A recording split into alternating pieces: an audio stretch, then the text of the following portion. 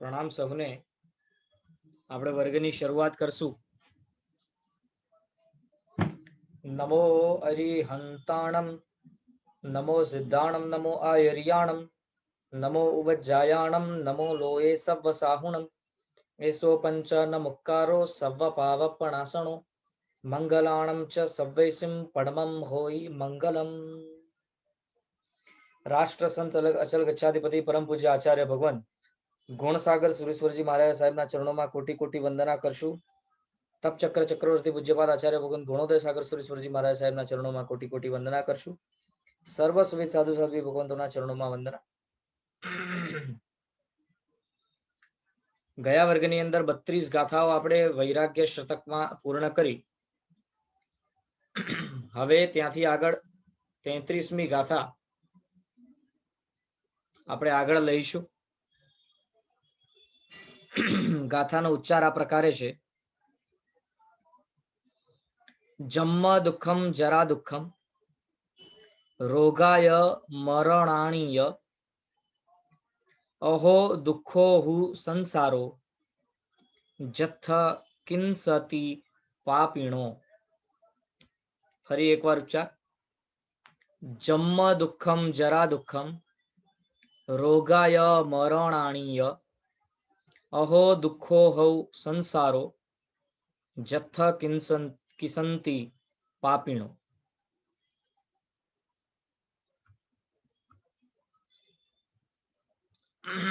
તેનો અર્થ આ પ્રમાણે કહે છે. જન્મનું દુઃખ, જરાનું દુઃખ, રોગ અને મરણો છે. અહો સંસાર જ દુઃખરૂપ છે. જ્યાં જીવો પીડા અનુભવે છે. અહીં સ્પષ્ટ સંસારની વાસ્તવિકતા કહે છે.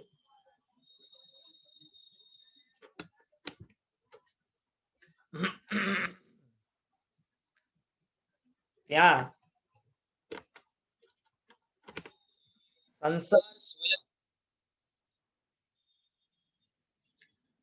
દુઃખરૂપ છે એવું બતાવવા માટે ખાસ વિશેષે કરીને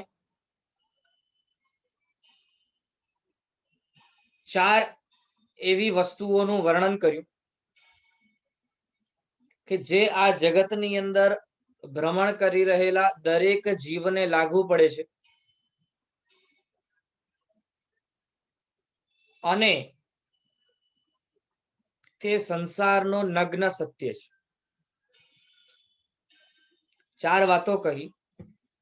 આ સંસારની અંદર દરેકે દરેક જીવ, પછી તે કોઈ પણ હોય, સંસારની અંદર છે, કર્મ સહિત છે, 4 ગતિમાં ભ્રમણ ચાલુ છે તેવો જીવ આ 4 પ્રકારના દુઃખથી અવશ્ય ઘેરાયેલો છે. શેનું દુઃખ? તો કહે છે જન્મનું દુઃખ, જરાનું દુઃખ, રોગોનું દુઃખ અને મરણનું દુઃખ.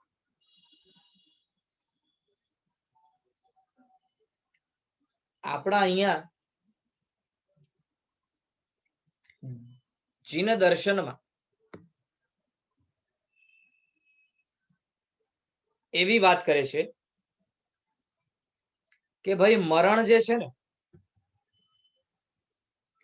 એને ખતમ નથી કરવા, પરંતુ જન્મને ખતમ કરવા. કેમ કે જન્મને ખતમ કરવાથી મરણ ઓટોમેટિક ખતમ થઈ જશે. એટલે આપણા અહીંયા જીન દર્શનની અંદર અજન્મા બનવાની વાત કરે છે. જો જન્મ જ નથી તો રોગ, જરા અને મરણ ત્રણેયનું એકી સાથે નિવારણ થઈ જશે.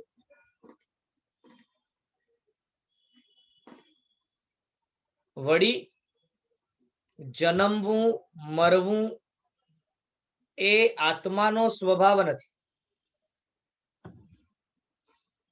જેમ આપણને પૂર્વે ગાથાઓમાં બતાવ્યું કે આ જે સંસાર છે એની અંદર દરેક જીવ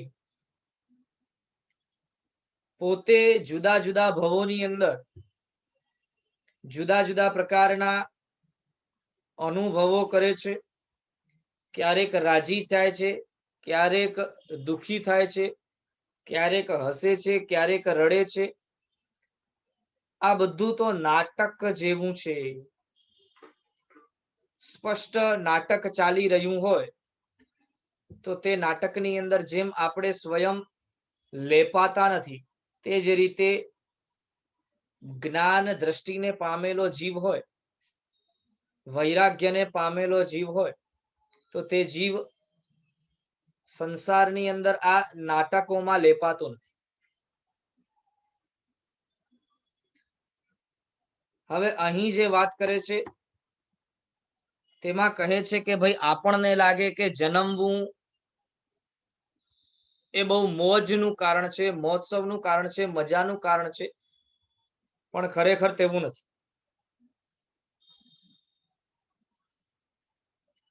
આપણા અહીંયા કોઈ પણ એવો ભવ નથી કે જ્યાં જન્મ સમયે પીડા ના હોય. કોક ભવની અંદર ઓછી હોય, કોક ભવની અંદર વધારે હોય, કોકની ભવની અંદર નહિવત હોય, પણ અવશ્ય પીડા તો હોય. વળી જન્મ લેતા સમયે પીડાની તો વાત છે, પણ જન્મ સ્વયં જ દુઃખ છે, પીડા છે. કેમ કે જીવ તરીકે આપણો પોતાનો સ્વભાવ સ્થિર રહેવાનો છે, ચંચળતા અનુભવવાનો નથી.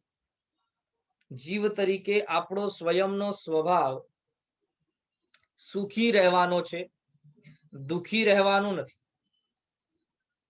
જીવ તરીકે આપણો પોતાનો સ્વભાવ એક જ અવસ્થામાં રહેવાનું છે. વારે ઘડીએ જુદી જુદી અવસ્થાઓમાં ભ્રમણ કરવાનો સ્વભાવ નથી. અને જે વસ્તુ કે જે જીવ પોતે પોતાના સ્વભાવથી અલગો છે, વિમુખ છે, તે વિમુખતાનું કારણ જ દુઃખ છે. હવે જ્યારે આપણો બધાનો સ્વભાવ જન્મ લેવાનો નથી, છતાંય જુદા જુદા ભવોની અંદર જન્મ લેવું પડે, તો એનો અર્થ એ છે કે એ સ્વયં જન્મ લેવું એ જ દુઃખ છે. પછી જન્મ લેતા સમયે જે દુઃખની, જે પીડાની અનુભૂતિ થાય છે તે તો હજી જુદું. પણ જન્મ સ્વયં જ આપણને અહીં દુઃખ સ્વરૂપ લાગવું જોઈએ. પણ તકલીફ એ છે કે આપણને બધાને જન્મ એ દુઃખરૂપ લાગતું નથી. અને અહીં ગાથામાં તો લખે છે જન્મવું દુઃખ.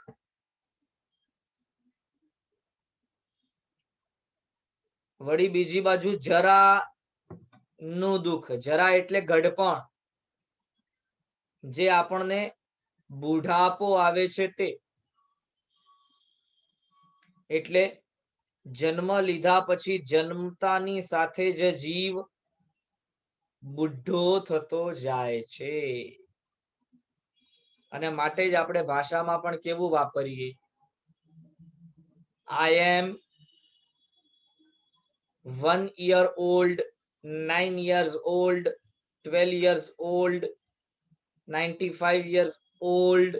આ બધા ઓલ્ડ શબ્દ આપણે વાપરીએ છીએ કેમ કે આપણે જૂના થતા જઈએ છીએ, ઘરડા થતા જઈએ છીએ, બુઢાપો આવતો જાય છે, તે સ્પષ્ટ આપણને દેખાય છે. અને આંખની સામેનો આ બધો અનુભવ તો આપણને છે જ કે બુઢાપો જેમ જેમ આવતો જાય તેમ તેમ લાચારી કેવી વધતી જાય છે. અને લાચારી વધ્યાના કારણે માનસિક દુઃખ પણ કેટલું વધતું જાય છે. શારીરિક દુઃખ તો છે જ, કેમ કે જેમ જેમ જીવ ગરડો થતો જાય તેમ તેમ શરીર જે છે એ સાથ આપવાનું ઓછું કરતો જાય. હાથ પગ ધ્રુજવા માંડે, જીવ પોતે સ્વયં સરખી રીતે ચાલી શકે નહીં, ભોજન કરી શકે નહીં.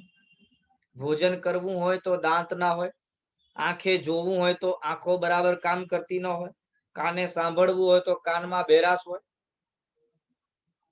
આ બધી વસ્તુઓ ધીરે ધીરે ધીરે ધીરે જેમ જીવ પોતાનો આયુષ્ય વ્યતીત કરતો જાય છે તેમ તેમ તેને અનુભવમાં આવે છે. હજી તો જો કે જે યુવા અવસ્થામાં હશે તેમને એ યુવા અવસ્થાની મસ્તીમાં એટલા બધા લીન હશે કે જાણે એમ લાગતું હોય કે ભાઈ અમે તો ક્યારે ગરડા થવાના જ નથી. પણ આંખની સામે આપણે આપણા વડીલોને ગરડા થતા જોઈએ છીએ. અને જેમ જેમ જરાપણું આવે છે, ગડપણ આવે છે, તેમ તેમ અવસ્થાઓ ખરાબ થતી જાય છે, બેચેની વધતી જાય છે, દુઃખની અનુભૂતિ વધતી જાય છે, માનસિક ત્રાસ વધતો જાય છે. તે આપણા સહુની આંખો દેખી કથા છે.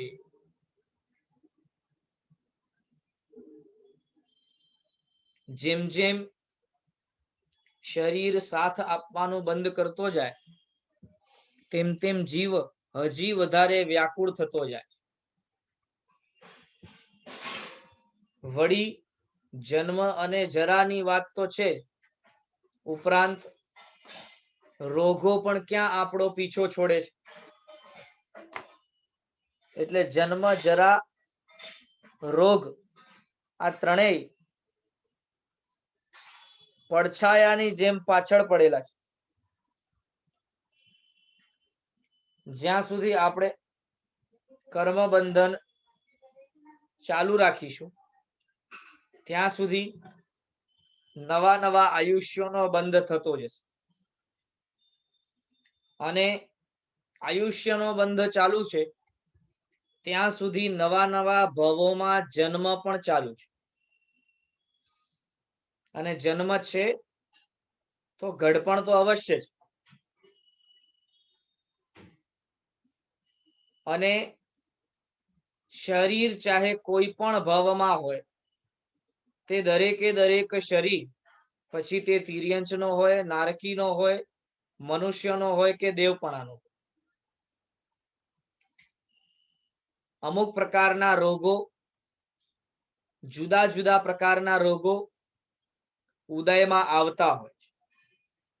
કદાચ દેવપણું હોય તો રોગો ઉદયમાં જવ્વલે જ આવે એવું બને. પણ છતાંય દેવપણાની અવસ્થા કઈ કાયમે ટકી રહેતી નથી. અમુક સમય વ્યતીત થયે છતે પાછું તે દેવપણાને છોડીને બીજા ભવોની અંદર જવું જ પડે છે. અને તે ભવોની અંદર અવશ્ય રોગોનો ઉદય તો આવે જ. નરકની અંદર તો દરેક રૂવાટે પોણા બે રોગ ઉદયમાં હોય.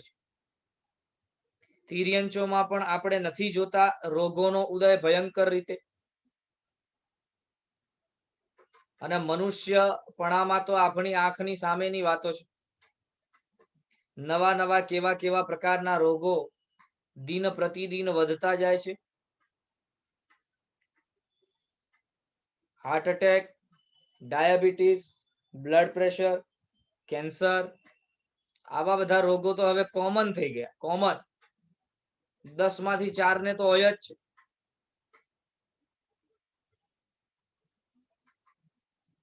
અને આ રોગો જ્યાં સુધી પીછો છોડે ન છોડે ત્યાં સુધી મરણ તો આવીને ઊભું જ.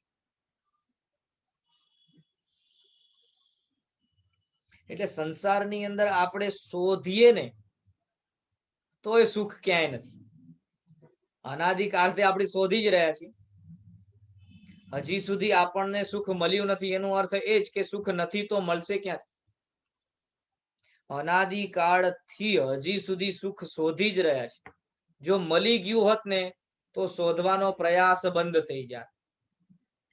કેમ કે ભાઈ સુખ મળી ગયું, બસ હવે પૂરું થયું. સુખ મળી ગયું એટલે સાથે કાયમે રહેશે. પણ કાયમે સુખ સાથે નથી રહ્યું એનો અર્થ એ છે કે મળ્યું નથી. અને મળ્યું નથી માટે જ આપણી શોધ ચાલુ. તો સુખના શોધમાં ઉલટું આપણે દુઃખની અંદર વધારે ને વધારે ફસાતા જઈએ છીએ. માટે આ ગાથાની અંદર સ્પષ્ટ લખે છે કે અહો સંસાર જ દુઃખરૂપ છે.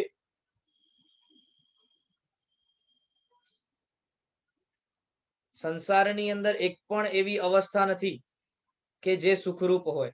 કાયમે કદાચ દેવપણાની અવસ્થા મળી જાય ને, કાયમે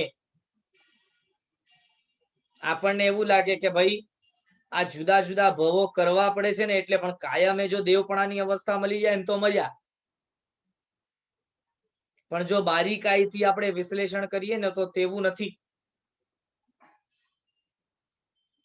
કેમ કે પૂતગલના આધારે જીવવું એ જ ખરેખર દુઃખ છે. અને દેવપણામાં જીવવું એ પૂતગલના આધારે જીવવાની વાત છે. ઇન્ડિપેન્ડન્ટ જીવવાની વાત નથી, સ્વતંત્ર જીવવાની વાત નથી. પરતંત્રતા એ જીવવાની વાત છે, અને પરતંત્રતા એ જ દુઃખ છે. માટે જન્મ, જરા, રોગ અને મરણ આ ચારે ચાર પડછાયાની જેમ આપણા પાછળ પડ્યા છે, અને ચારે ચાર દુઃખનું કારણ છે જે દરેક જીવને લાગુ પડે છે. એનો અર્થ એ છે કે ચાર ગતિમાં ક્યાંય પણ જાઓ, આ ચારે ચાર તો પાછળ જ છે, એટલે દુઃખ કાયમે પાછળ જ છે, સતત પીછો કરી જ રહ્યો છે. તો સંસારનું સ્વરૂપ જ દુઃખમય થયું. તો પછી આવા સંસારની અંદર, આવા દુઃખમય સંસારની અંદર રહીને આપણે એમ ઈચ્છીએ કે મને પીડાનો, દુઃખનો અનુભવ ન થાય, તો શું તે શક્ય છે? તેવું શક્ય છે જ નહીં.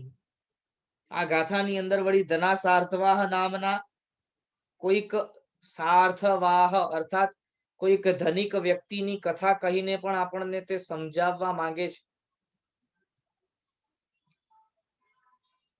ઘણું બધું ધન જેની પાસે હોય એવો કોઈક શ્રેષ્ઠીવર્ય જેનું નામ ધના સાર્થવાહ. આ આદિનાથ ભગવંતના પહેલા ભવની વાત નથી કરતા. કોઈક વ્યક્તિ કે જેનું નામ ધના સાર્થવાહ છે, કેમ કે ધનનું સાથ તેના પાસે ઘણું છે. અતિશય વધારે મહેનત કરીને ઘણું બધું પુણ્યના ઉદયથી ધન મેળવ્યું છે, અને તે ધના સાર્થવાહ નામના વ્યક્તિના ચાર ચાર પુત્રો છે. તે ચારે ચાર પુત્રોને મોટા કરે છે. બધી જ મિલકત તે ચારે ચાર પુત્રને સરખે ભાગે વહેંચીને આપે છે. વળી પુત્રો પોતે પણ સ્વયં વિનયી છે. પુત્રો પોતે પણ એ પ્રમાણે જ કહે છે કે આજે અમે જે અવસ્થામાં છીએ તે બધું પિતાનો ઉપકાર છે. પિતાની કરેલી મહેનત અને પિતા દ્વારા આપેલી ધન સંપત્તિથી જ આજે અમે સુખી અને સમૃદ્ધ છીએ. અવસર આવે છે તે પિતાએ ચારેય પુત્રોનો વિવાહ કરાવ્યો છે, અને ચારેય પુત્રોની વહુઓ ઘરની અંદર બધું જ સંભાળી લે તેવી છે. અવસર આવે છતે ધના સાર્થવાહ પોતે સ્વયં ગરડપણાને પામે છે. ધીરે ધીરે ધીરે ધીરે શરીર ઢીલું પડતું જાય. હવે પેલાની જેમ શરીર કામ લાગી શકે તેવી શક્તિ શરીરમાં રહી નથી. આંખે દેખાવાનું ઓછું થયું છે, કાને સંભળાવાનું ઓછું થયું છે, કામ કરતા હાથ ધ્રુજે છે. હવે આસરા વગર ચાલી શકાતું નથી. અમુક પ્રકારના જુદા જુદા રોગો શરીરની અંદર પ્રવેશ્યા છે. એમ કરતા કરતા એવો સમય આવે છે કે હવે તે ધના સાર્થવાહ સેવા માંગે તેવી અવસ્થામાં આવ્યો. અર્થાત તેનું શરીર એવું થયું કે હવે સેવા કર્યા સિવાય શરીર ટકી શકે તેવી શક્યતા નથી.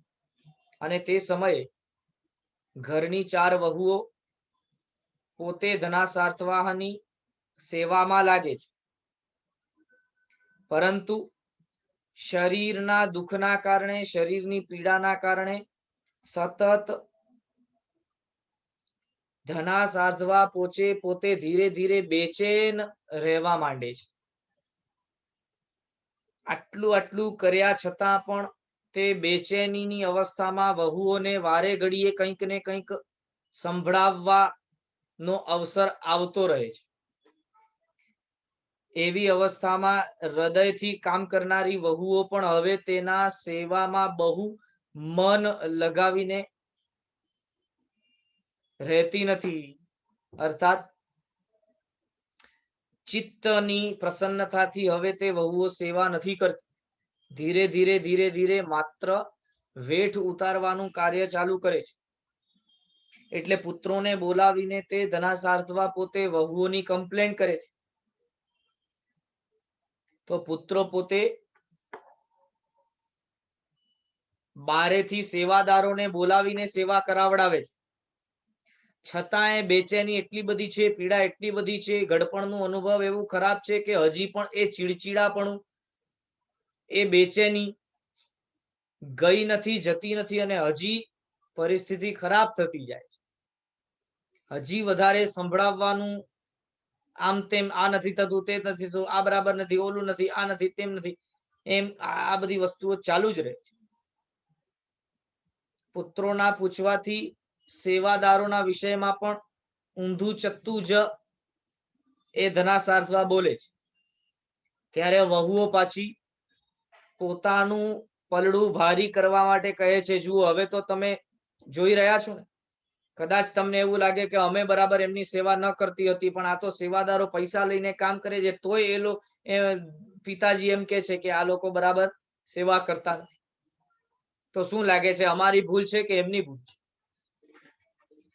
એમ કરતા કરતા કરતા કરતા આર્ત ધ્યાનમાં, દુઃખમાં, રૌદ્ર ધ્યાનમાં, બેચેનીમાં, અશુભ ભાવોથી વ્યતીત થયે છે તે મૃત્યુ થાય છે, અને છેવટે તે જીવ દુર્ગતિને પામે છે.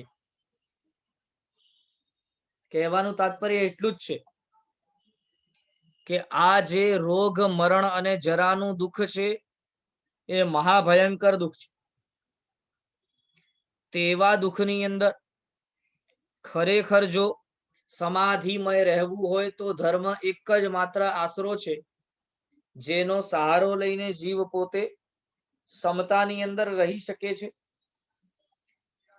અનુકૂળતા ન હોતે છતે, દુઃખ, વેદના, પીડા હોતે છતે પોતે રાગ દ્વેષ કર્યા વગર, હાય હોય કર્યા વગર સમતાથી સહન કરે, તેવા પ્રકારની ચિત્તની અવસ્થા માત્ર ધર્મ જ અપાવી શકે છે. માટે અહીં તે પ્રકારે આપણને કહે છે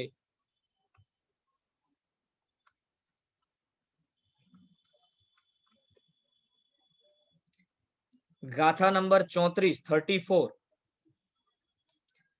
જાવન ઇન્દ્રિય હાણી, જાવન જરા રખસી પરી ફુરઈ, જાવન રોગ વિયારા, જાવન મચ્ચુ સમુલ્ય. ફરી એકવાર, જાવન ઇન્દ્રિય હાણી, જાવન જરા રખસી પરિફુરઈ, જાવન રોગ વિયારા, જાવન મચ્ચુ સમુલ્ય. અર્થાત લખે છે, જ્યાં સુધી ઇન્દ્રિયોની હાનિ થઈ નથી, જ્યાં સુધી વૃદ્ધાવસ્થા રૂપી રાક્ષસી પ્રગટ થઈ નથી, જ્યાં સુધી રોગના વિકારો ઉત્પન્ન થયા નથી, અને જ્યાં સુધી મૃત્યુ ઉલ્લસિત થયું નથી, ત્યાં સુધીમાં હે આત્મા ધર્મનું સેવન કરી લે. આઘા કરવા માંગે છે, સાવચેત કરવા માંગે છે, સાવધાન કરવા માંગે છે. આ ગાથા દ્વારા ગ્રંથકાર શ્રી આપણને જાગૃત કરવા માંગે છે. સામાન્યથી આપણી વિચારધારા એવી હોય છે કે હમણાં તો જે યુવાની છે, જે સમય છે, જે શક્તિ છે, જે શરીરની વ્યવસ્થા છે, તે બધી વ્યવસ્થા, શક્તિ, સમય બધું મોજ મજામાં વાપરી લઈએ. કેમ કે એક વખત જો આ ચાલી ગઈ તો પછી મોજ મજા કઈ રીતે કરશું? અથવા તો આ જ સમય છે મોજ મજા કરવાનો. એક જ જિંદગી મળેલી છે, ખાઈ પીને જલસા કરી લેવું જોઈએ. કલ કિસને દેખા, આવા બધા વચનો, આવી બધી માન્યતાઓ સામાન્યથી મોટા ભાગે લોકોની હોતી હોય છે. પરંતુ આ જગતની અંદર જે કરવા જેવું છે, જે પામવા જેવું છે, જે મેળવવા જેવું છે, તેને છોડીને જો આપણે આપણા પાસે રહેલી જે વ્યવસ્થા જે છે, ફેસિલિટી છે, એનો દુરુપયોગ કર્યો તો સમય વ્યતીત થયે છતે જે આપણા પાસે રહેલી ફેસિલિટીઝ છે, જે વ્યવસ્થાઓ છે, તેનું ખરેખર આપણે ફાયદો લઈ શકીએ તેવી અવસ્થા નહીં રહે. માટે વર્તમાનમાં હજી જ્યાં સુધી ઇન્દ્રિયો બરાબર સલામત છે, ઇન્દ્રિયોને કોઈ પણ પ્રકારની હાનિ નથી થઈ, કાને બરાબર સંભળાય છે, આંખે બરાબર દેખાય છે, નાકે બરાબર સૂંઘી શકીએ છીએ, મોઢે બરાબર ચાખી શકીએ છીએ, બોલી શકીએ છીએ, હાથ પગ બધા કામ કરે છે, તો આ જે ઇન્દ્રિયોની શક્તિ છે, તે ઇન્દ્રિયોની શક્તિનો બરાબર ઉપયોગ કરી લઈને ધર્મ અધ્યયન જીવનમાં શરૂ કરી દેવું જોઈએ. ધર્મનું સેવન જીવનમાં શરૂ કરી દેવું જોઈએ. જો આપણે એમ વિચારતા હોઈએ કે ભાઈ મોટા થશું ત્યારે પછી નિરાંતે ધર્મ કરશું, હમણાં ધર્મ કરવાની વય થોડી છે. હમણાં તો ભણી ગણીને કમાવવાની વય છે, પરિવાર સેટ કરવાની વય છે, સ્ટેટસ મેળવવાની વય છે. જો આવું આપણે વિચારતા હોઈએ તો એક વસ્તુ બરાબર સમજવાની છે કે જે વસ્તુની પાછળ આપણે દોરી રહ્યા છીએ તે બધી વસ્તુ નાશવંત છે, કોઈ પણ ટકવાની નથી. નથી ભણતર ટકવાનું, નથી પરિવાર ટકવાનું, નથી સંપત્તિ ટકવાની, નથી સ્ટેટસ ટકવાનું, કશું જ નથી ટકવાનું. અને જે નથી ટકવાનું, જે મહેનત કર્યા બાદ ક્ષણ માત્ર પણ ટકી શકે તેની પણ કોઈ ગેરંટી નથી, એવી વસ્તુ પાછળ આપણે જે ઇન્દ્રિયોને વેડફી નાખીએ છીએ, જે સમયને વેડફી નાખીએ છીએ, એ બધો સમય, એ બધી ઇન્દ્રિયની શક્તિ ખરેખર ક્યાં ઉપયોગ કરવા જેવી છે? તો કહે છે એ ઇન્દ્રિયોની શક્તિ ખરેખર એ યુવાની ધર્મ સેવનમાં ઉપયોગમાં લેવા જેવી છે. એક વખત જો ઇન્દ્રિયો કામ કરવાની બંધ થઈ ને તો ગડપણમાં જ્યારે દુઃખનો બોજો લઈને માથે બેઠા હશું ને એવી ઈચ્છા થશે કે લાવ જોઈ લઈએ પરમાત્માએ ખરેખર શાસ્ત્રોમાં શું વર્ણવ્યું છે, ત્યારે આંખો પરમાત્માના વચનોને વાંચી શકે તેવી શક્તિ એ આંખોમાં રહેશે નહીં.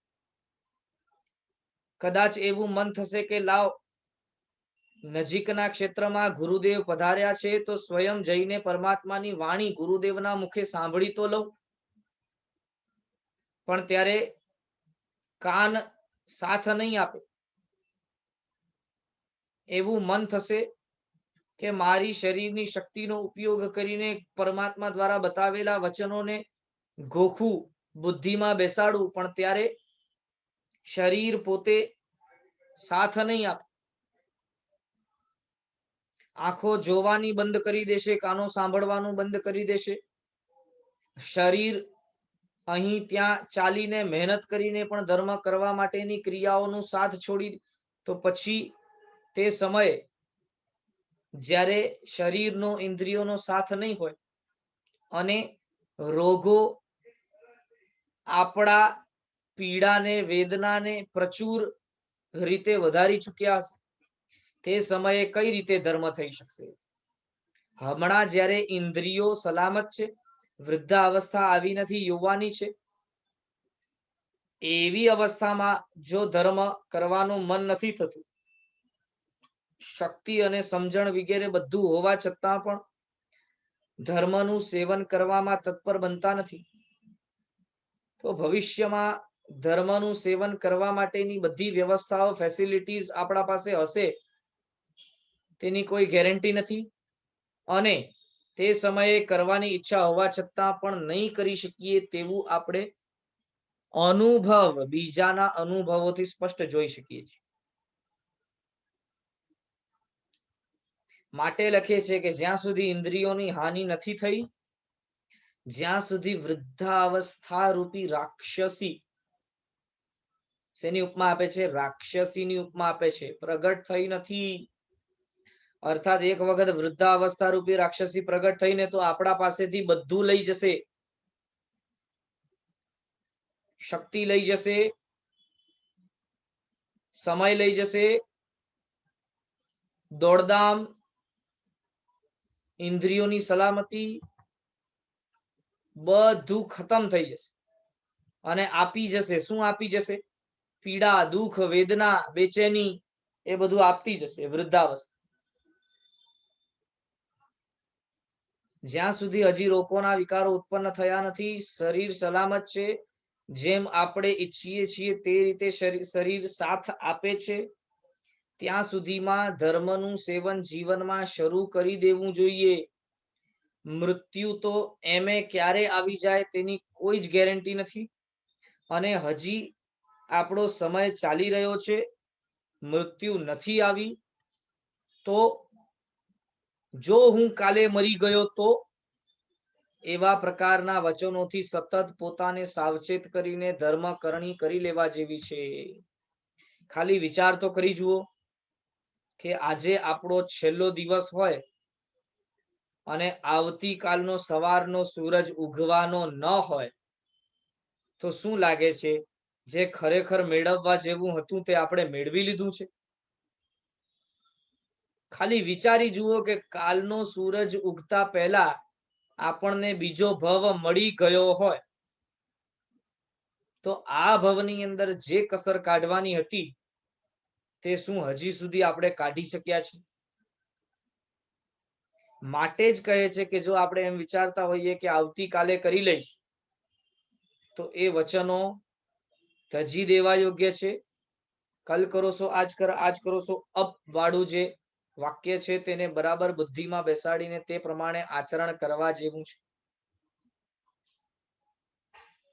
માટે ખાસ કરીને આપણને બધાને સાવચેત થઈને ધર્મ કરણી શરૂ કરી દેવી જોઈએ. ગાથા નંબર 35 માં કહે છે, જહ ગેહમ્મી પલ્લિતે કુવમ ખણિયુમ ન શક્ય કોઈ તહ સંપત્તે મરણે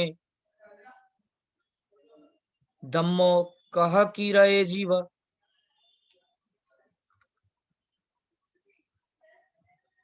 હે જીવ, જેમ ઘર બળતું હોય ત્યારે કૂવો ખોદવાને કોઈ શક્તિમાન ન થાય, તેમ મરણ નજીક આવતા ધર્મ શી રીતે કરી શકાય?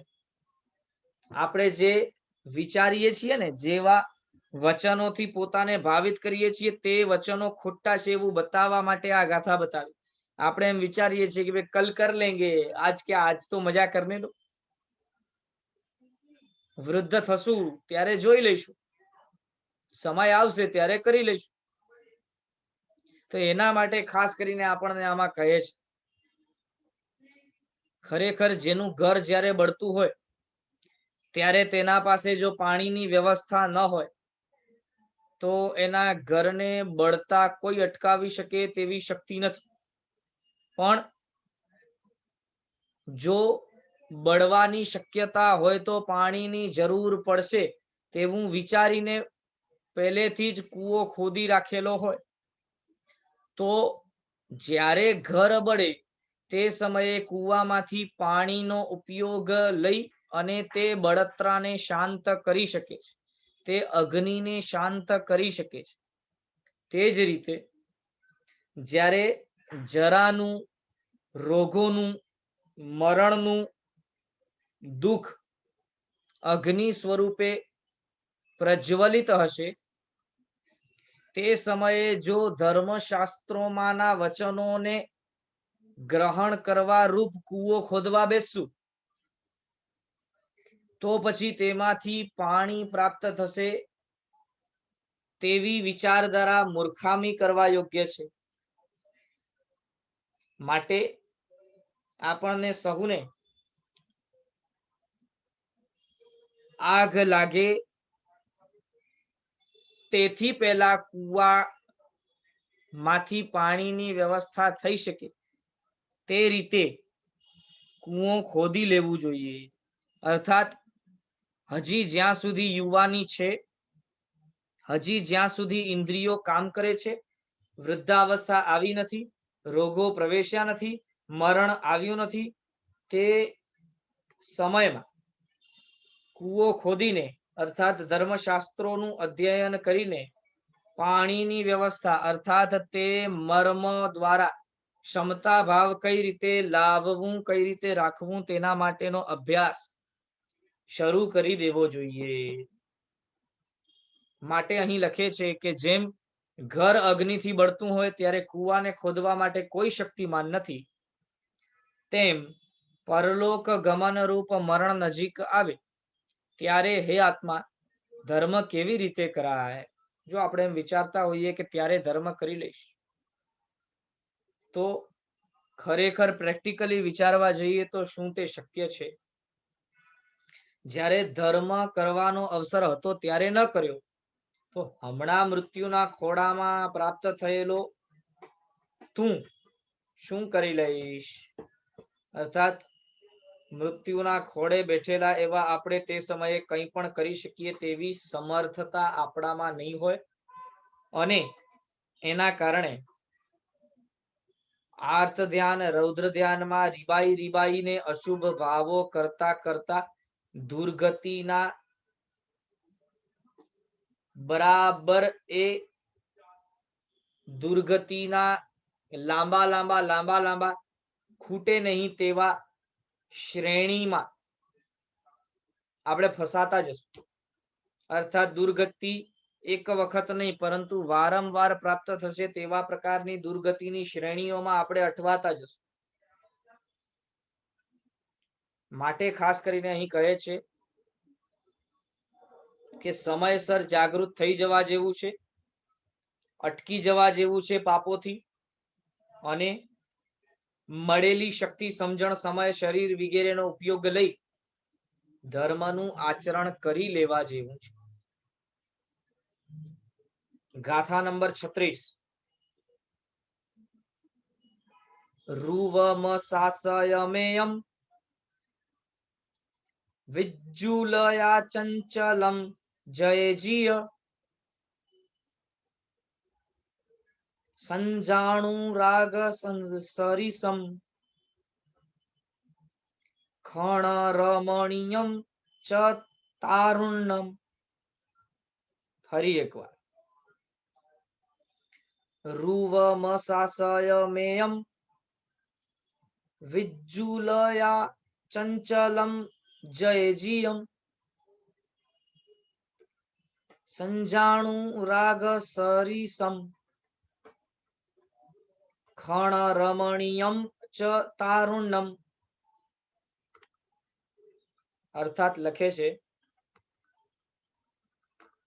આ રૂપ અશાશ્વત છે. આપણને જે રૂપ મળેલું છે તે કાયમે રહેવાનું નથી, આપણે બધા જાણીએ છીએ. અને વારે ઘડીએ આ વચનો સાંભળી સાંભળીને આપણને એવું લાગશે કે આ ગ્રંથની અંદર કેટલી વાર આ વાત આવી ગઈ કે ભાઈ આ રૂપ શાશ્વત નથી, શાશ્વત નથી.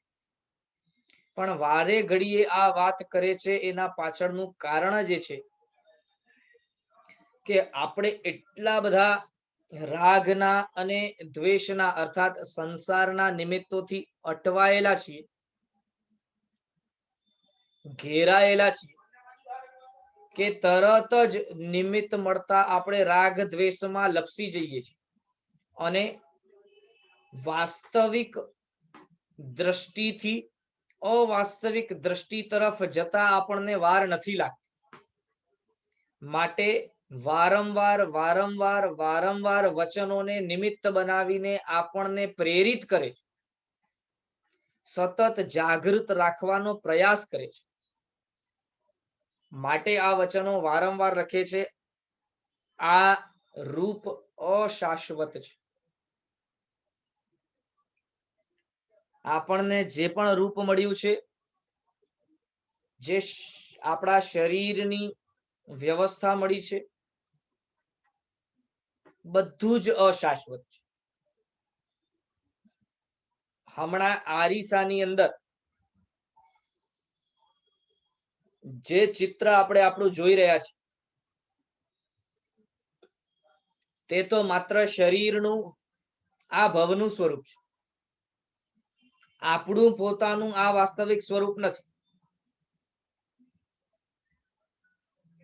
તો પોતાને આરસામાં જોતાની સાથે રાગ કે દ્વેષ કરીને અગર તો પોતાનું આ જ રૂપ છે એવું સમજીને સંસારના દુઃખમાં વધારે પડતું આગળ વધવાના બદલે પરમાત્માના વચન રૂપ આરીસાની અંદર પોતાનું વાસ્તવિક સ્વરૂપ જોઈને દુઃખથી પાછળ હટવાનું કામ શરૂ કરી દેવાનું. વર્તમાનમાં મળેલું આપણું જે ભવ છે ને, તે કેવો છે? તો લખે છે, જગતમાં જીવિત વિદ્યુતની વેલડી જેવું ચપલ છે. આપણને જે ભવ મળ્યો છે, તે વીજળીની લો જેવું, વીજળીના ઝબકારા જેવું ચપળ છે. આવીને તરત ક્યારે વયો જાય તેની ખબર પણ ના પડે. હજી તો ક્યારેક આપણે કોક રસ્તે ઊભા હોઈએ ને વીજળી ઝબકે, એ ઝબક આપણે આંખની અંદર પરોવાનો પ્રયત્ન કરીએ તેટલી વારમાં તો એ ઝબક ઝબકીને નીકળી જાય. હજી સુધી તો શરૂ ક્યાંથી થઈ અને પૂરી ક્યાં થાય છે તે જોવા જઈએ તેટલી વારમાં તો જે વીજળીની ઝબક ખલાસ થઈ જાય. બસ તેટલું જ ચપળ, તેટલી જ ક્ષણિક આપણા આ ભવની અવસ્થા છે.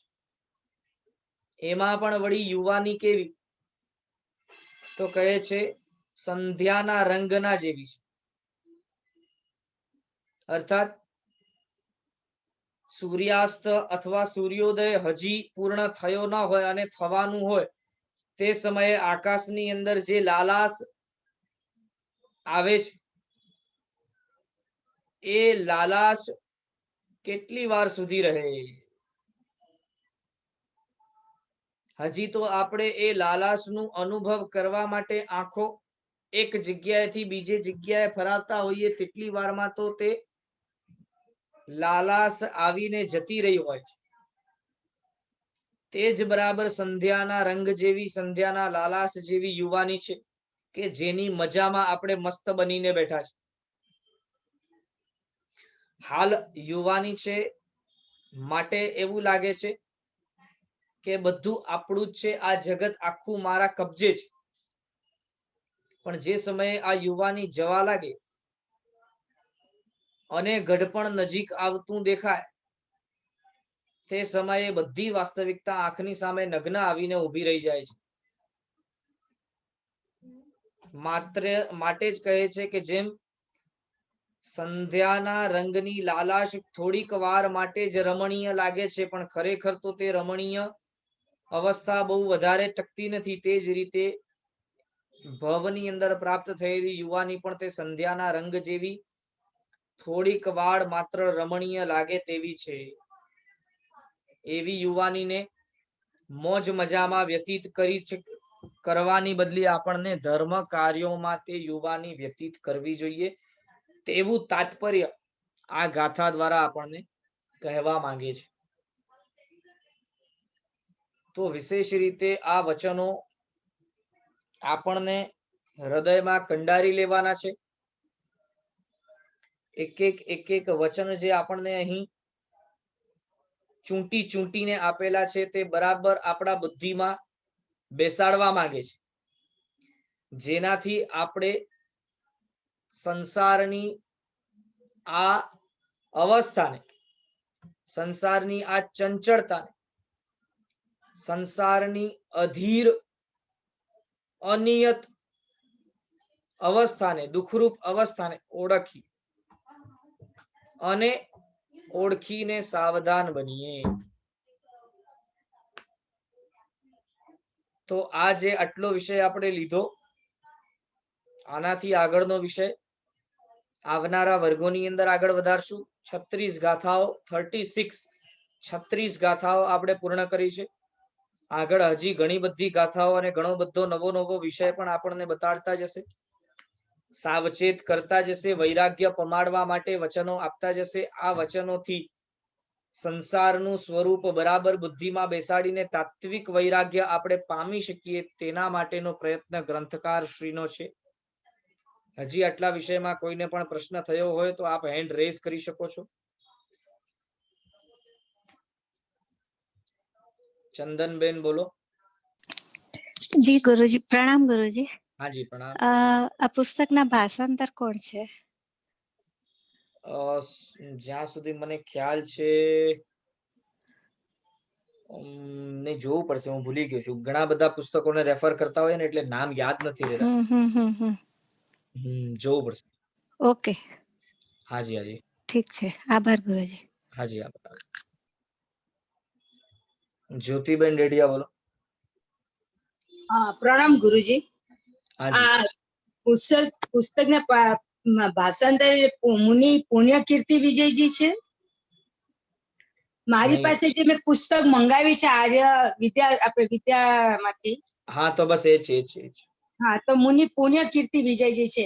અચ્છા, અત્યારે આપણે જે ગાથા કરી 34મી જન્મ જરા નું એક્ઝેક્ટલી અર્થ શું થાય?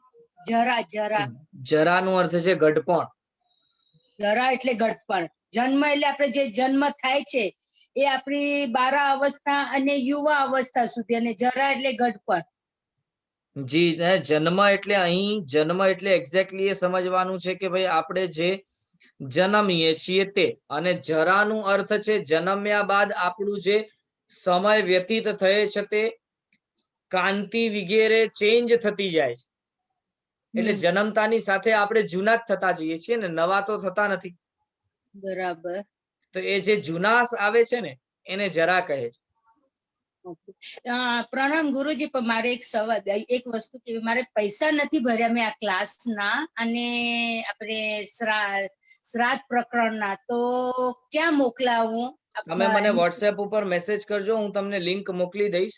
એ લિંકમાં તમે છે ને એ ફોર્મ નું લિંક છે, ફોર્મ ભરી અને ફોર્મમાં જ બધી વિગત મૂકી છે, એ વિગત અનુસારે તમે ઓનલાઈન પૈસા ભરી શકશો. તો હું એક 4 દિવસ માટે આઉટ ઓફ બોમ્બે જાઉં છું, આવીને કરીશ તો ચાલશે ને? હા ચાલશે, કઈ વાંધો. પ્રણામ ગુરુજી. જી.